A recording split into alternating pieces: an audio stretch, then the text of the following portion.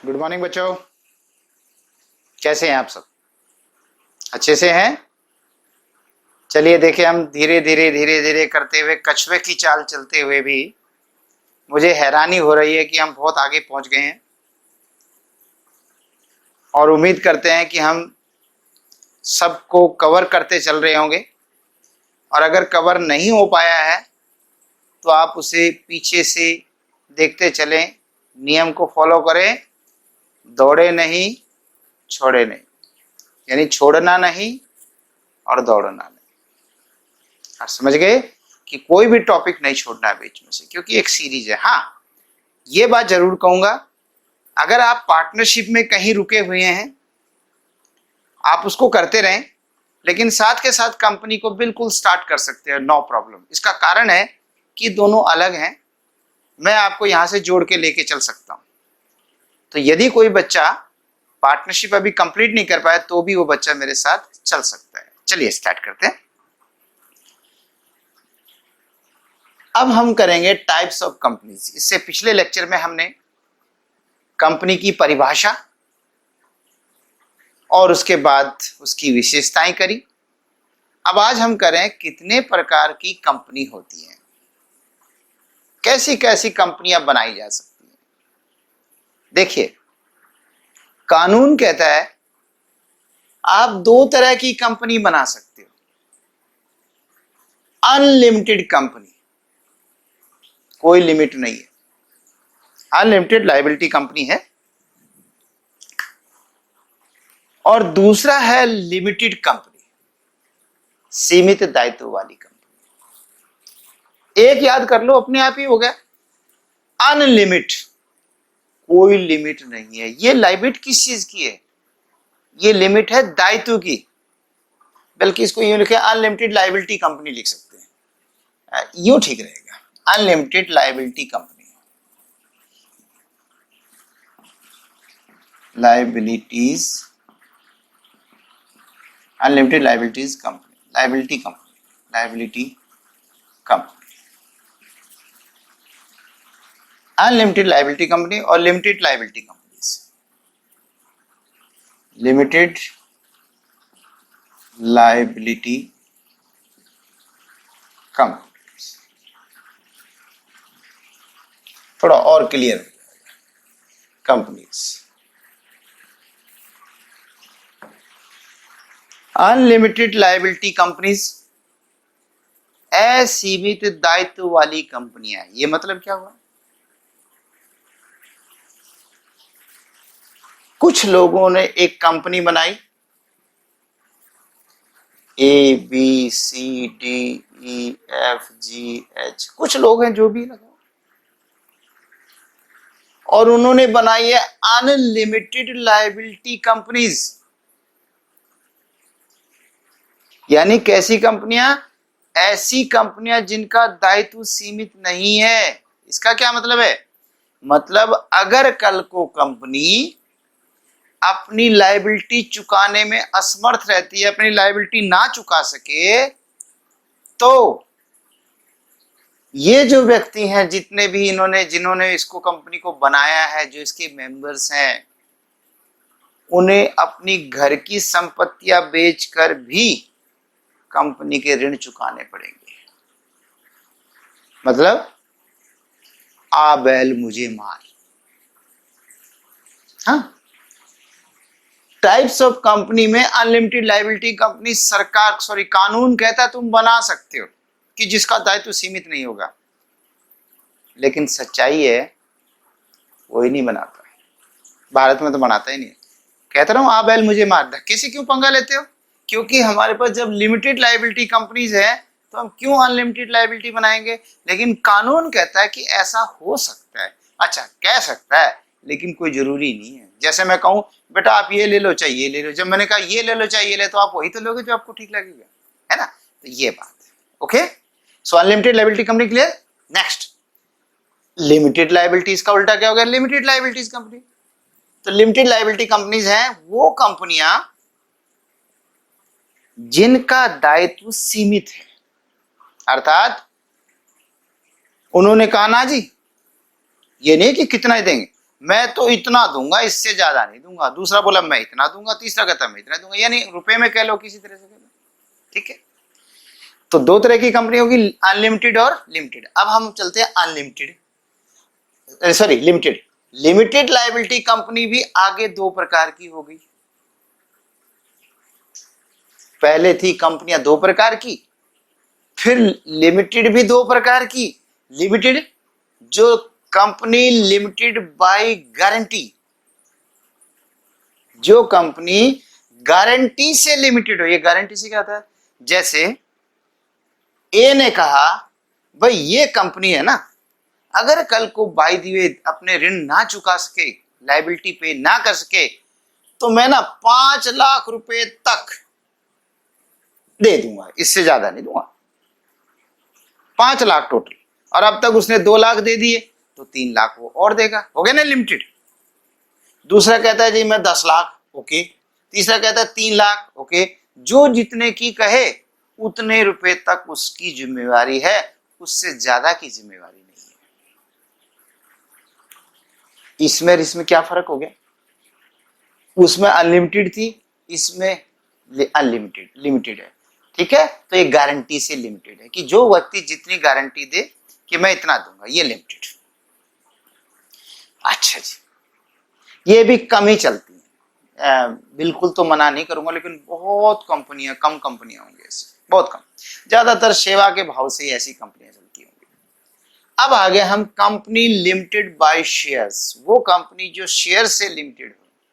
हाँ, ये सबसे main, company limited by shares, अंशों से लिमिटेड है। तो लिमिटेड वो गारंटी से था, और ये शेयर से है, जिसके पास जितने शेयर हैं वो उतने की जिम्मेवारी ले रहा है। मान लेता हूं बजाय 5 लाख के ए के पास 50,000 शेयर है। कितने शेयर है, 50,000 shares.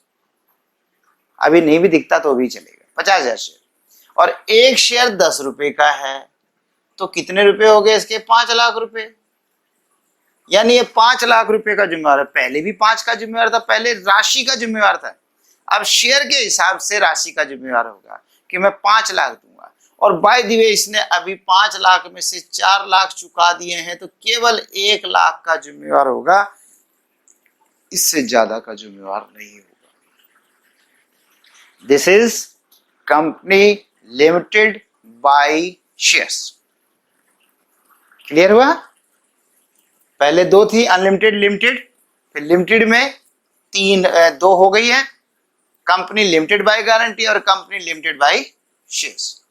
Company limited by share, जो शेयरों से लिमिटेड हो। ओके, अच्छा जी, क्लियर हो गया।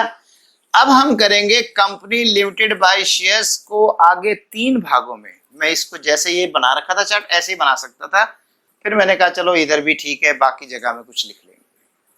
तो कंपनी लिमिटेड बाय शेयर्स 3 तरह की है, जो शेयर से लिमिटेड है 3।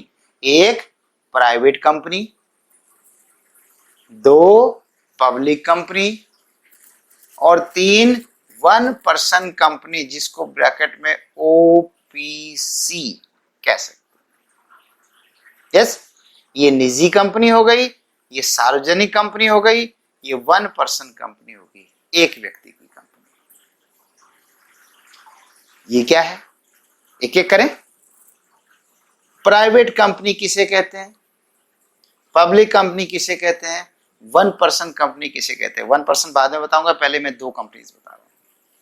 है शेयर से, करें स्टार्ट। पहले इन दोनों में मैं आपको पब्लिक कंपनी बताने जा रहा हूं। पहले ये वाली सार्वजनिक कंपनी, क्योंकि हमारे कानून में परिभाषा ही ऐसे दे रखी है कि एक कंपनी दूसरी कंपनी पे डिपेंड कर रही है। बताता हूं कैसे। पहले पब्लिक पढ़े, देखिए पब्लिक कंपनी किसको कहते हैं, कंपनी अधिनियम 2013। अब जो कानून चल रहा है 2013, 19 से पहले, उससे पहले कौन सा था, कंपनी अधिनियम 1956। तो कंपनी अधिनियम 2013 की धारा 2 उपधारा 71 सेक्शन 2 सब सेक्शन 71 के अनुसार, देखिए मैंने 2 नंबर लिखा है, पहले एक बाद में लिखा है, पहले मैंने कहा पहले 2 वाले को समझा देता हूं। के अनुसार कानून जो कहता है वो क्या कहता है, एक सार्वजनिक कंपनी जिसे पब्लिक कंपनी कहते हैं, एक पब्लिक कंपनी से आशय मतलब ऐसी कंपनी से है, ऐसी कंपनी से है जो निजी कंपनी नहीं है। बड़ी अजीब बात कह रहा है कानून। देखिए क्या परिभाषा है, कौन है पब्लिक कंपनी, मतलब जो प्राइवेट नहीं है। इसका मतलब है यदि कोई कंपनी प्राइवेट नहीं है तो वो पब्लिक है, तो यही कहना चाहते हैं। तो कहता है ऐसी कंपनी, एक ऐसी पब्लिक कंपनी से मतलब है ऐसी कंपनी से है जो निजी कंपनी नहीं है। तो बताओ, जब तक आपको निजी नहीं पता, निजी कंपनी का नहीं पता इसका, आप बताओ कैसे आपको पता चल जाएगा। ठीक है, आंसर के लिए तो सही है। कोई पूछे what is public company, public company is that company which is not a private company, जो प्राइवेट नहीं है वो पब्लिक है। पर सवाल आ गया प्राइवेट कौन सी है, तो ये सबसे इंपॉर्टेंट है। अगर इसको मैं जितना इंपॉर्टेंट कहूं, अगर मैं इस पे स्टार लगा दूं तो कोई गलत नहीं होगा। बहुत बहुत बहुत बहुत इंपॉर्टेंट है। देखिए कितना जोर दे दिया। और एग्जाम्स में मोस्ट प्रोबेबली आ ही जाता है, ज्यादातर चांसेस आ ही जाते हैं पूछने के। वो चाहे डायरेक्टली पूछे चाहे इनडायरेक्टली पूछे, कहीं ना कहीं पब्लिक प्राइवेट कंपनी के बारे में पूछ ही लेते हैं। क्योंकि यदि वो कहता है कि एक प्रश्न आता है कि पब्लिक कंपनी के बारे में बताएं, तो आप केवल ये परिभाषा दे के काम नहीं चलाएंगे, क्योंकि इसमें तो कह दिया कि जो निजी नहीं है। फिर सवाल तो आगे निजी कौन सी है। हाँ, परिभाषा पूछते हो तब तो ठीक है, लेकिन अगर उसका अर्थ पूछे तो अर्थ तो इससे स्पष्ट नहीं होता बेटे। तो आपको प्राइवेट कंपनी जानना ही जरूरी है। तो याद करो मेरे साथ, और इसको हूबहू याद करना है। हूबहू का मतलब यूं का यूं याद करना है। करें, स्टार्ट करें। प्राइवेट कंपनी किसको कहते हैं? कंपनी अधिनियम 2013, वही अधिनियम है की धारा 268, वो 71 है, सेक्शन 2 सब सेक्शन 71 उससे पहले आएगी। आना ही था पहले, मैंने तो जान के लिखा है ना उल्टा, आपको याद कराने के लिए। ठीक है, आप बेशक एग्जाम में पहले ये लिखे फिर ये लिखे, या दोनों पूछे तभी, एक पूछे तो फिर वही देना। तो कहते हैं 2013 की धारा 2 उप धारा 68 सेक्शन 2 सब सेक्शन 68 के अनुसार एक निजी कंपनी वह कंपनी है, 2 बार आ गया, गलत हो गया। एक निजी कंपनी वह कंपनी है जो अपने पार्षद अंतर नियम द्वारा आर्टिकल ऑफ एसोसिएशन द्वारा नंबर 1, फिर ये चालू हो जाता है। क्या कह दिया? Private company section 2 sub section 68 के अनुसार वो कंपनी है जो अपने अंतर नियमों द्वारा आर्टिकल ऑफ एसोसिएशन के द्वारा, अंतर नियम, अब ये थोड़ा सा और समझाना मुझे, अंतर नियम क्या होते हैं। देखिए बच्चे, पहले है कानून, लॉ, या गोल कर दो इसको, गोल ठीक रहेगा। यह है कानून का दायरा। किसका दायरा है? कानून का। उसके अंदर है हमारी कंपनी का दायरा, दिस इज कंपनी, और उसके अंदर है नियम, उपनियम, जिसको बोलते हैं आर्टिकल ऑफ एसोसिएशन। कोई भी कंपनी इस कानून से बाहर तो काम कर ही नहीं सकती। अगर कानून कहता है कि ये व्यापार नहीं किया जा सकता, तो क्या आप कर सकते हो? क्या उसके लिए आप रजिस्ट्रेशन करवा सकते हो? जैसे कि आप कहो कि जी मैं तो ना सट्टे का व्यापार खोलूंगा, या जुआ खेलूंगा, जुए का करूंगा, या लूट मार खसोट 420 का काम करूंगा, धोखाधड़ी का काम करूंगा, इसलिए मेरे को कंपनी बनाने दो। क्या कानून आपको इजाजत देगा? नहीं। जो कानून के दायरे में नहीं है उससे बाहर तो कोई भी कंपनी नहीं जा सकती। ठीक है, अब कोई कंपनी अपना एरिया निर्धारित करती है, भाई हमें तो साबुन बनानी है, ठीक है, साबुन है, उससे संबंधित जैसे डिटर्जेंट है ना, इस तरह का हो सकता है। कोई कंपनी कहती है हमें तो बिस्किट्स बनाने हैं, कोई कंपनी कहती है हमें तो चप्पल बनानी है, कोई कंपनी कहती है हमें तो इलेक्ट्रॉनिक्स आइटम बनानी है, तो देखिए अपना अपना दायरा निर्धारित करिए ना। तो ये हो गया मेमोरेंडम ऑफ एसोसिएशन के द्वारा। This is memorandum of association, MOA. पार्षद सीमा नियम क्या है? सीमा नियम। कोई कंपनी जो अपनी सीमाएं निर्धारित करती है तो कानून के दायरे में ही, लेकिन सारा कानून थोड़ा पकड़ेगी, वो कानून के दायरे में एक अपना एरिया बांध लेगी, उसको कहते हैं पार्षद सीमा नियम। पार्षद सीमा नियम एक कंपनी की सीमाएं निर्धारित करते हैं, वो कंपनी क्या क्या कर सकती है, क्या नहीं कर सकती है। याद रहे, जिसके लिए तुम्हें परमिशन मिली है कंपनी बनाने की, आप उससे बाहर नहीं जा सकते। हाँ जी, हालांकि कानून के अंदर ही हो फिर भी नहीं जा सकते। जैसे आपकी जूते चप्पल बनाने की कंपनी हो, कल से आपने बनवाए, कंपनी का रजिस्ट्रेशन तो करवाया था जी हम जूते चप्पल बनाएंगे, और आपने क्या करना शुरू कर दिया? चीनी बनानी शुरू कर दी। भाई चीनी भी बना लेते हैं, तो नहीं, आप नहीं बना सकते। क्या गैर कानूनी काम है? गैर कानूनी नहीं है, आपका सीमा नियम मना करता है कि आपने खुद तो कहा था कि हम जी केवल जूते चप्पल बनाएंगे। हाँ, अगर आपको चीनी भी बनानी है तो आपको दोबारा एप्लीकेशन लगा के उसकी परमिशन लेनी पड़ेगी, कानून के दायरे में रहना पड़ेगा। ठीक है, तो सीमा नियम क्या निर्धारित करता है? एक कंपनी की सीमाओं को निर्धारित करता है, इससे बाहर कोई कंपनी नहीं जा सकती। अब आर्टिकल ऑफ एसोसिएशन होता है, इसके अंदर होता है जो कंपनी के अंदरूनी नियम होते हैं। अंदरूनी, आपस में कौन किसका बॉस होगा, क्या रिलेशंस होगा, क्या कंडीशंस होंगी, उसे आर्टिकल ऑफ एसोसिएशन कहते हैं। तो देखिए, क्या कानून के दायरे को लांघ सकते हो, इससे बाहर जा सकते हो? नहीं, इससे क्रॉस नहीं जा सकते। क्या कंपनी के दायरे जो पार्षद सीमा नियम उसको लांघ सकते हो? नहीं, लांघ नहीं सकते, लेकिन हाँ परमिशन लेके उसको बड़ा बना सकते हैं। अच्छा, आर्टिकल ऑफ एसोसिएशन की बात है, इसको लांघ तो सकते हैं, लेकिन बाद में इसका प्रस्ताव पास करना पड़ता है कि भाई हमने ऐसा कर दिया, समय नहीं था, आप हमें परमिशन दे दीजिए ऐसे करके। तो वो जर्नल मीटिंग वगैरह में जो मेंबर्स होते हैं उनकी मीटिंग में ऐसा हो जाता है। तो आर्टिकल ऑफ एसोसिएशन की बात बता रहा हूं। अंतर नियम, अंदरूनी नियम, अंतर समझ गए? अंदरूनी। तो देखिए, एक वर्ड पे कितना गौर किया हमने कि पार्षद अंतर नियम द्वारा, यानी कंपनी खुद, कोई सरकार नहीं लगा रही, अंतर नियम द्वारा अंशों के, नंबर एक, अंशों के हस्तांतरण पर प्रतिबंध लगाती है। शेयर्स को फ्रीली ट्रांसफर नहीं कर सकते। हाँ, प्राइवेट कंपनी अपने शेयर जैसे पब्लिक कंपनी किसी को भी बेच सकती है, ऐसे नहीं बेच सकते। ओपनली नहीं बेचे जा सकते, केवल रिलेटिव में, जानकारों में, और वो भी उनकी सहमति से। तो इसका मतलब हुआ कि अंशों के हस्तांतरण प्रतिबंध लगाती है, ट्रांसफर पर। नंबर दो, सदस्यों की संख्या को, इसके जो मेंबर्स बनेंगे 200 तक सीमित करती है, 200 से ज्यादा ना हो। इससे पहले, किससे पहले?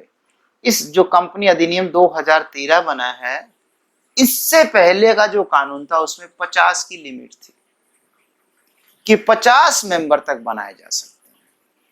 अब तो इन्होंने फिर भी 200 कर दिए, लेकिन क्या कहा है, ये इंपॉर्टेंट है, भूतपूर्व एवं वर्तमान कर्मचारी सदस्यों को छोड़कर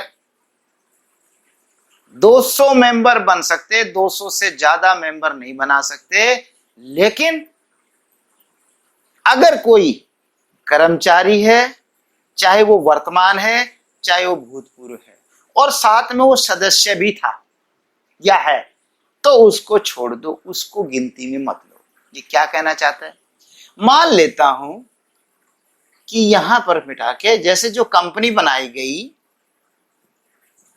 इसमें मान लेते हैं कि वैसे तो 100 मेंबर है, ठीक है, लेकिन कंपनी ने सोचा कि क्योंकि काम ही कर्मचारी करते हैं, और अगर कर्मचारियों को ये लगे कि ये हमारी कंपनी है तो वो और भी अच्छे से करेंगे, और अगर कर्मचारियों को लगता है ये हमारी नहीं है, ये तो मालिक की है, तो वो कर्मचारी संस्था के नुकसान को अपना नुकसान नहीं जानता।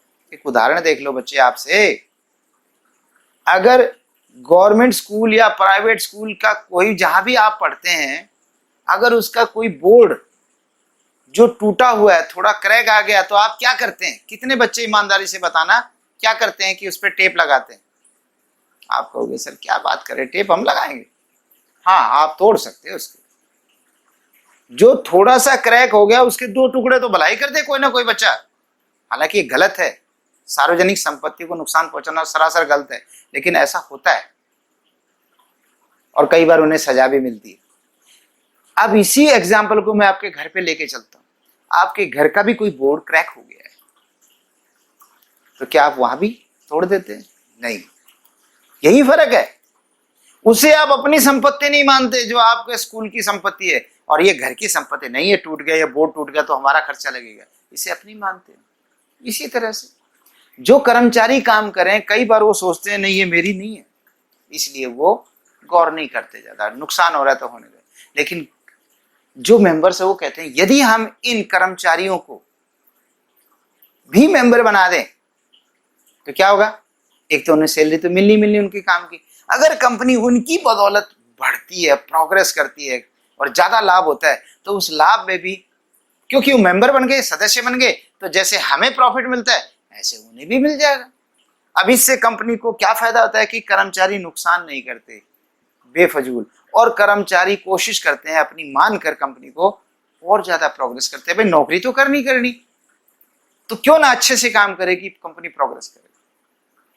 ठीक है, तो इसलिए कई बार कंपनियां अपने जो कर्मचारी हैं उनको भी मेंबर बना देती है। अच्छा, मान लीजिए नथुराम जो कर्मचारी है और उसको मेंबर बना दिया, ठीक है, तो उसको गिनती में नहीं लेना, 200 की गिनती में। ऐसे नत्थू फत्तू सत्तू जितने भी आदमी आए, चाहे मान लीजिए 1000 कर्मचारी जाए, हालांकि 1000 हो गए, लेकिन वो गिनती में नहीं माने जाएंगे। यानी इसका मतलब हुआ कि जो कर्मचारी है और साथ में सदस्य बन गया, उनकी कोई लिमिट नहीं है, वो कितने बन जाए। अच्छा, अब नत्थू रिटायर भी हो गया, बुजुर्ग हो गया, और मेंबर तो वो बना ही हुआ था पहले का, लेकिन वो मेंबर तो अब भी है, पर वो रिटायर हो गया। आप सवाल बताओ, क्या उसको मैं गिनती में लूं? तब भी नहीं लेना, क्योंकि फिर उससे तो गिनती बढ़ जाएगी ना। तो यही तो कहते हैं कि भूतपूर्व एवं वर्तमान, चाहे पास्ट के हों और चाहे प्रेजेंट के हों, जो भी एम्प्लॉयज सदस्य हैं, कर्मचारी सदस्यों को छोड़कर, उनको गिनती में नहीं लेना। किस गिनती में? 200 की गिनती में। क्लियर है बेटा? चलूं आगे। तीसरा, जनता को कंपनी में प्रतिभूतियों, जिसको सिक्योरिटीज कहते हैं, इसको आगे पढ़ेंगे, जो शेयर्स है, डिवेंचर्स है, इनको इकट्ठा नाम सिक्योरिटीज बोलते हैं। इसी के नाम पे तो सेबी बना हुआ है, securities exchange board of India, SEBI, जो शेयर मार्केट को कंट्रोल करता है। शेयर मार्केट तो सुना होगा, स्टॉक मार्केट, तो स्टॉक मार्केट को कंट्रोल करता है, तो शेयर जो उनको सिक्योरिटीज कहते हैं, चाहे उसके अंदर शेयर हो चाहे डिवेंचर हो। अभी मैंने शेयर नहीं पढ़ा है, डिवेंचर नहीं पढ़ा है, टेंशन मत लेना, आगे बढ़ाऊं, कोई बात। अर्थात अंशों को या ऋण पत्रों को, ये शेयर है, डिवेंचर है, फिर बता रहा हूं, अभी कोई जरूरत नहीं है, धीरे धीरे करके पढ़ाएंगे भाई। टॉपिक का नाम शेयर है, को क्रय करने के लिए निमंत्रण देने पर प्रतिबंध लगाती है। यानी जनता को, जनता माने पब्लिक को, प्रतिभूतियों या शेयर डिवेंचर को क्रय करने के लिए, खरीदने के लिए निमंत्रण देने पर प्रतिबंध, रोक लगाती है। ये क्या है? यानी प्राइवेट कंपनी जनता से पैसा नहीं ले सकती। बस में जा रहे थे, एक आदमी से मुलाकात हो गई, और भाई साहब आप कहाँ के, यहाँ कहाँ के, विचार मिल गए, कहता है हमारी कंपनी है, प्राइवेट कंपनी है, आप उसमें शेयर लगाओ, पैसा लगाओ ना। तो वो तो पब्लिक हो गया, वो तो पब्लिक को इनवाइट कर रहे हो, ऐसा नहीं कर सकती। तो फिर कैसा कर सकती है? या तो खुद पैसा जुटाए, या अपने सगे संबंधियों से जुटाए, भाई मेरे रिश्तेदार है, चाचा ताऊ फूफा दादा दादी जो भी हैं, और या बिल्कुल क्लोज फ्रेंड्स वगैरह है जिनके साथ पारिवारिक रिलेशंस हैं, उनसे जुटाए, लेकिन फिर पब्लिक से ना जुटाए। ये है 3। तो देखिए, तीनों को रिपीट कर देता हूं शॉर्ट में। अंशों के हस्तांतरण पर, ट्रांसफर पर प्रतिबंध लगाती है, ओपनली नहीं चलते।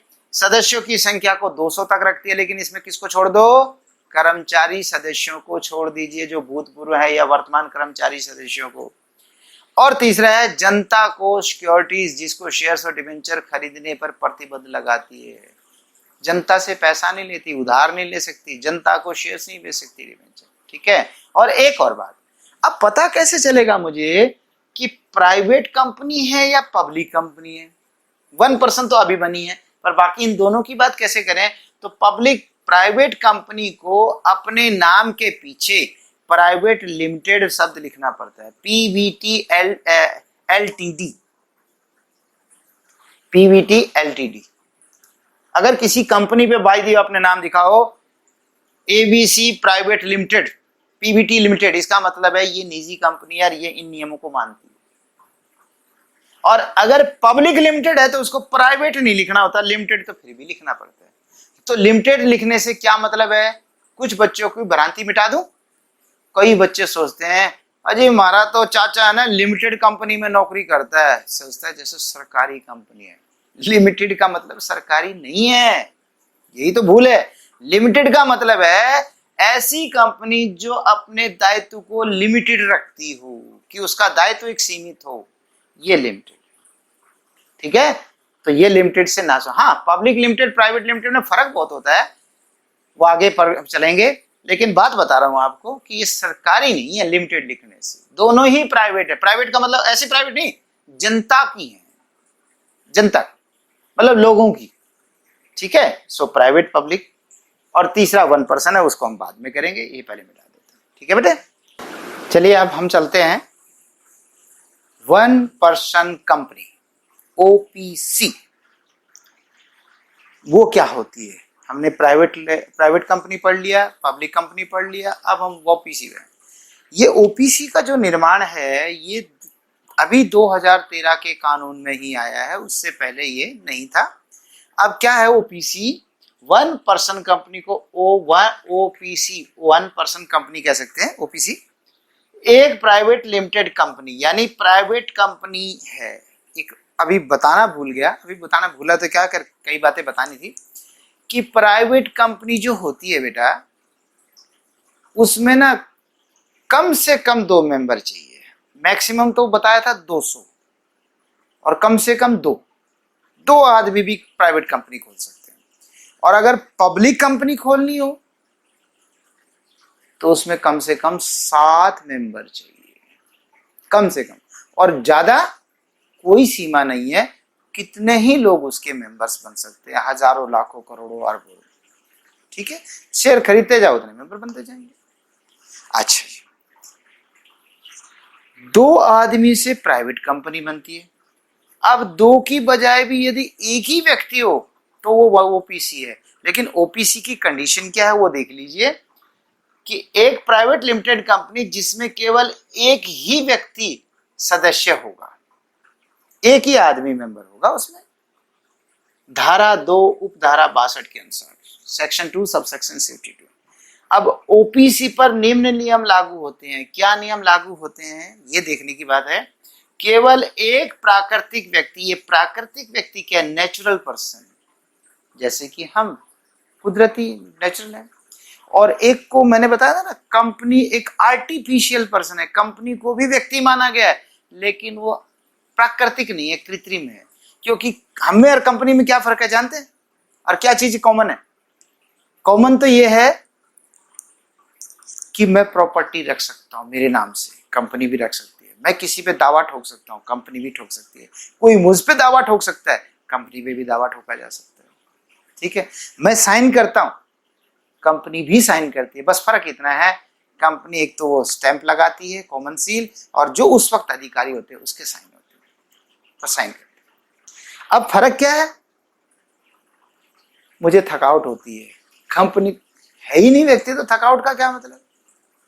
हमारे मूड का भी असर पड़ता है, कभी मूड बड़ा खुश होता है, कभी मूड बड़ा दुखी होता है। कंपनी का मूड का मतलब क्या हुआ, है ना?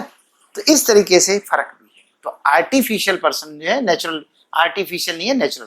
तो केवल एक कृत्रिम व्यक्ति ही, यानी कहने का मतलब कोई पहले से कंपनी है, वो व्यक्ति है, वो कंपनी नहीं खोल सकता। 1% कंपनी की कंडीशन है कि कोई नेचुरल पर्सन होना चाहिए, व्यक्ति होना चाहिए। और वो भी कौन सा व्यक्ति, जो भारत का नागरिक हो, यानी उसके पास भारत की नागरिकता हो, और साथ में एवं निवासी हो। ये निवासी का क्या चक्कर है, निवासी हो, ओपीसी का सदस्य हो सकता है, वही को ओपीसी का मेंबर बनाया जा सकता है। अब ये निवासी का मतलब होता है बेटे, कई लोगों के पास नागरिकता तो है, लेकिन वो अक्सर दूसरे देशों में रहते हैं, तो यहाँ पर पता है नागरिक कैसे कहेंगे, वो निवासी, नागरिक तो हो गया, निवासी जब जिसको आधे साल से ज्यादा, वो भी कैलेंडर ईयर, मतलब जैसे मान लीजिए कैलेंडर ईयर क्या होता है बेटे, 1 जनवरी से लेकर 31 दिसंबर तक, यही तो कैलेंडर होता है ना। अभी जैसे मान लीजिए अभी जून चल रहा है, जून 2020 चल रहा है, तो जून देखा जाए तो अगले साल के कुछ महीने निकल चुके हैं, इसकी बात नहीं करा, वो कैलेंडर ईयर करा, यहां से लेके यहां तक जो भी साल खत्म हुआ था, जैसे 2020 है तो उससे पहले 2019 था, तो 2019 के दौरान वो साल का आधा, 365 होता है, 365 का आधा करेंगे तो 182.5 हुआ, भाई आधे को छोड़ दो, 182 ले लो, तो 182 दिन की कंडीशन कहते हैं जो पिछले कैलेंडर वर्ष में कम से कम 182 दिन भारत में रहा हो, मतलब बेशक आधा साल विदेशों में रहा हो लेकिन 6 महीने तो कम से कम इंडिया में रहा हो, यानी गिनती ये नहीं है कि लगातार, बस होना चाहिए 182 दिन, ये है कंडीशन इसकी कि वो व्यक्ति होना चाहिए, नेचुरल व्यक्ति होना चाहिए जो भारत का नागरिक भी हो, निवासी भी हो, रेजिडेंट भी हो, ठीक है, वही मेंबर बन सकते हैं। अब अगला, एक व्यक्ति केवल एक ही ओपीसी का निर्माण कर सकता है, एक व्यक्ति 1 पर्सन कंपनी एक ही बना सकता है, ये नहीं कि ये भी बना दी, वो भी बना दी, वो भी बना दी, ऐसे नहीं बना सकता, एक को एक बनाने का अधिकार है, एक ओपीसी कंपनी बनाएगा। तीसरा, इसकी चुकता अंश पूंजी, पेड अप शेयर कैपिटल, ये पेड अप कैपिटल क्या होता है, पेड अप शेयर कैपिटल क्या होता है, ये फिर बताऊंगा, आगे चलेगा, फिलहाल अपने इतना से काम चला लीजिए, जब आगे आगे बढ़ेंगे तब आपको पेड अप शेयर कैपिटल भी आ जाएगा, कुछ चीजें बेटा अभी नहीं आ सकती, समय के अनुसार आएंगे। तो जिसकी पेड अप कैपिटल मतलब इसने जो पूंजी लगा रखी है वो 50 लाख रुपए से अधिक नहीं होनी चाहिए, करोड़ों अरबों खरबों की नहीं होगी, एक लिमिट दे दी, 50 लाख रुपए तक आप अपनी पूंजी लगा सकते हो, इससे ज्यादा की कंपनी नहीं खोल सकते। और चौथी बात कह दी, इसकी 3 वर्षों की वार्षिक औसत बिक्री, average annual sale, average annual sales,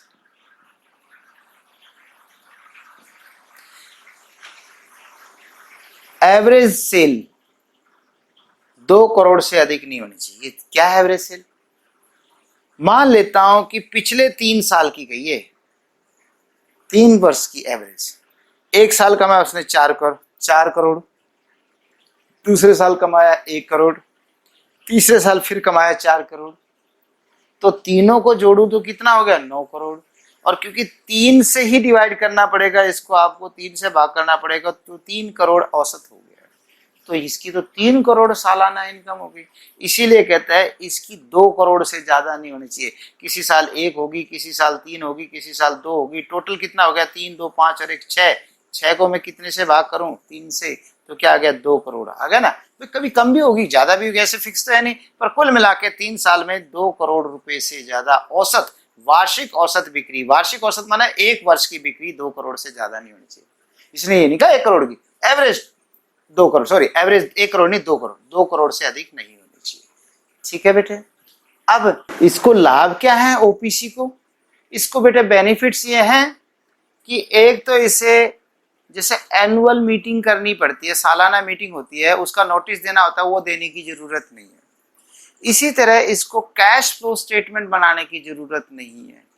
एक और कोरम की कंडीशन होती है बेटा, कोरम होता है जब भी कभी मीटिंग हो तो उसका कम से कम 1/3 होता है, एक कार्यवाहक संख्या, वो तो अलग अलग बात होती है, कहीं 2/3 होता है, कहीं 1/3 होता है, जैसे विशेष प्रस्ताव के लिए 2/3 होता है, सामान्य प्रस्ताव के लिए 1/3 होता है, कि जितने भी सदस्य उसका 1/3 होना जरूरी है, इसमें वो कोरम की भी जरूरत नहीं है, ठीक है। इसी तरह से बेटा इसको कई बेनिफिट्स होते हैं। अब हम चलते हैं एक इस पे बात कि क्या ओपीसी को प्राइवेट और पब्लिक कंपनी में कन्वर्ट कर सकते हैं या प्राइवेट में कर सकते हैं, तो बेटा इसमें कंडीशन ये है कि 2 साल तक की कंडीशन है, 2 साल तक तो नहीं होगी। और दूसरी बात है, अगर आपने बाय द वे इसका उल्लंघन कर दिया कि 2 करोड़ से आपका एवरेज जो इनकम सेल है वो सेल 2 करोड़ से ज्यादा होने लग जाए, तो भाई ऐसे में फिर उसको ये अधिकार खत्म हो जाती है ओपीसी के, फिर उसको प्राइवेट कंपनी मान लिया जाता है, ठीक है, ओके। चलिए अब आगे चलते हैं। मुझे लगता है यहीं तक ये चैप्टर्स ठीक है। अगले चैप्टर में फिर मिलेंगे। Bye bye, take care.